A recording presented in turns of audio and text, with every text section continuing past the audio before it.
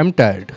I'm tired of praying for Murshidabad, for Pulwama, for Pathankot, for Pahalgam.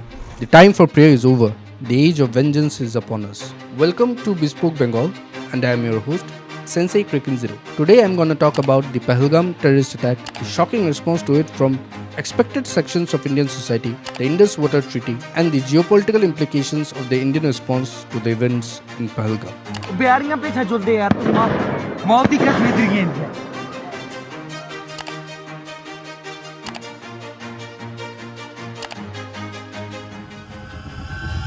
We are at that point once again where our minds are unable to grasp the brutality of what just happened. It's not the first time that something like this has happened. Unfortunately, Hindus have been suffering from Islamic extremism for centuries, not merely decades, let alone years. But somehow, every time shit like this happens, we are unable to wrap our heads around it. To be honest, it's not our fault. We are normal people with ordinary hopes and ambitions. How could we ever hope to understand people who are motivated by dreams of 72 hoods in Jannat? How could we ever hope to understand people who consider it their religious duty to slaughter others for their religion?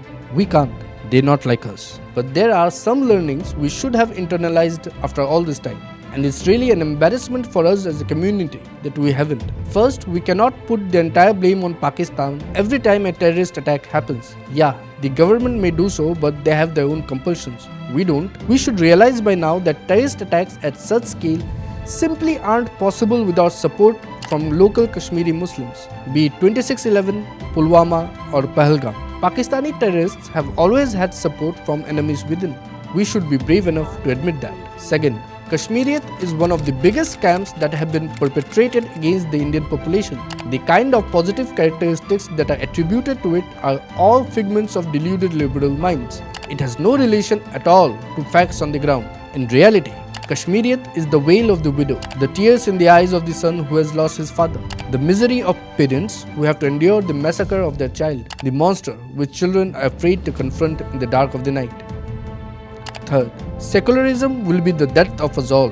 This charade of secularism that Hindus have deluded themselves into believing simply cannot go on any longer. The blood of enough good men and women have been shed at the altar of this delusion. It's time for the Hindu community to wake up from this Kumbhakarna slumber. The Kashmiri Pandit genocide of 1989-1990, the Bengali Hindu genocide of 1971, Direct Action Day. What else is it gonna take for us to realize that tolerance isn't a virtue that is appreciated by our mortal enemies? Robert Vadra, the dishonorable damad of the Congress party, is legitimately out here blaming Hindus and Hindutva for the massacre of the Hindu tourists in Pahalgam. You don't need to take my word for it. Here, take a look at it yourself. You know, in our country, we see that this government will try and show that, talk about Hindutva, and, the minorities feel uncomfortable, and, they feel troubled when you have a survey on, mosques, or you tell people you cannot pray in this way or that way. These kind of things create instability, communal issues. And if you see the way this act, if you dissect this terrorist act that took place, if they're looking at people's identity, why are they looking at people's identity? Because there's a divide that has come about in our country with Hindus and Muslims. Then there are the usual bunch of people who are more worried about the Islamophobia that the Pahalgam terror attack might inspire than the fact that more than 25 innocent Hindus were slaughtered in cold blood. And of course, we have clowns like Ashutosh Apwale who are more bothered by people highlighting the religious nature of the terror attack than the terror attack itself. I don't want to spend too much on this part of the video since most people have reacted in more or less the same way. I want to move on and discuss the potential implications of the terrorist attack on the Indian subcontinent, and believe me, the implications will be massive. The day the terrorist attack happened, 22nd of April, I tweeted something that evening itself. I had said that Pakistan had committed a strategic blunder by orchestrating this terrorist attack at a time when Prime Minister Narendra Modi was in Saudi Arabia and US Vice President J.D. Vance was in India. I continue to believe that. Let me remind my viewers that Pakistan is in a pretty bad shape currently. Their economy is in tatters, their domestic politics has been wrecked by instability and Baloch freedom fighters, and the TTP are giving their military a very hard time. It was only recently that the Balochs somehow managed to kidnap an entire train. I don't know how that is even possible, but they somehow managed to pull it off. Listen to what the chief of the Pakistani army said only a few days back. Pakistan की कहानी अपने बच्चों को जो है आपने जरूर सुनानी है ताकि वो पाकिस्तान की कहानी ना भूलें. Well, our forefathers they thought that we are different from the Hindus in every possible aspect of life. Our religion is different, our customs are different, our traditions are different, our thoughts are different, our ambitions are different. That was the foundation of the two-nation theory that was laid there. Islamic extremism has always been the last resort of the Pakistani military. That is exactly what they have attempted with the Pahalgam terror attack as well. Asif Munir, in desperation, has again resorted to the Pakistani state policy of bleeding India through 1,000 cuts. Now the question is, how will India respond? What are India's options here? For the Modi government, the response must be greater than the Balakot airstrikes. Just as Balakot was a proportionally greater response than the surgical strikes. The Modi government cannot afford anything less. That will be a massive loss of face for it.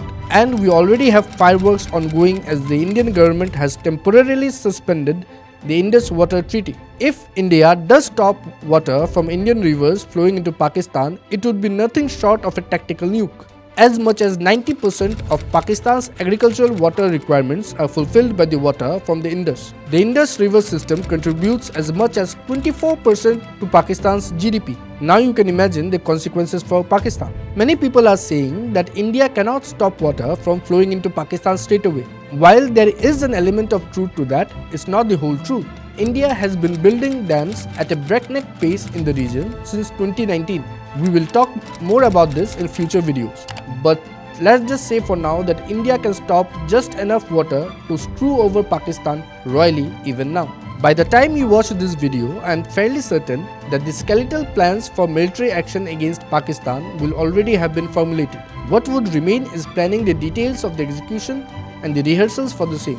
Will Pakistan retaliate? They cannot afford not to. So if it is indeed like that, India will climb up the escalation ladder without any hesitation.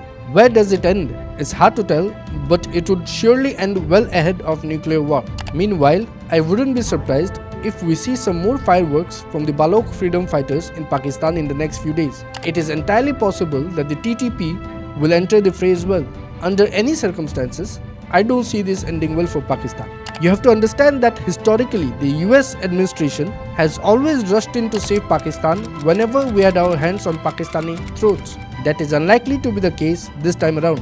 The Trump administration is by far the most pro-India US government that we have ever seen.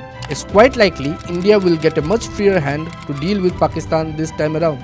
Also, China is unlikely to piss India off at a time when they are embroiled in a trade war with the USA. China is looking to cut a deal with India under these circumstances. For the first time in a very long time, Pakistan is likely alone with their backs against the wall without a big daddy to save their ass. We will talk more about this as new developments occur, but that is all for now. Take care and pray for those who are no longer among us. Thank you.